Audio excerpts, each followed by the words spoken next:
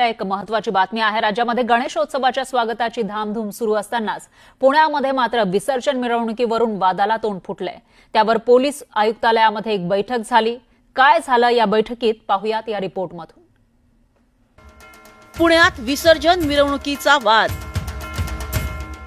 सर्व मंडळांना समान न्याय मिळावा, एक मंडळ एक ढोल पथकाची मागणी।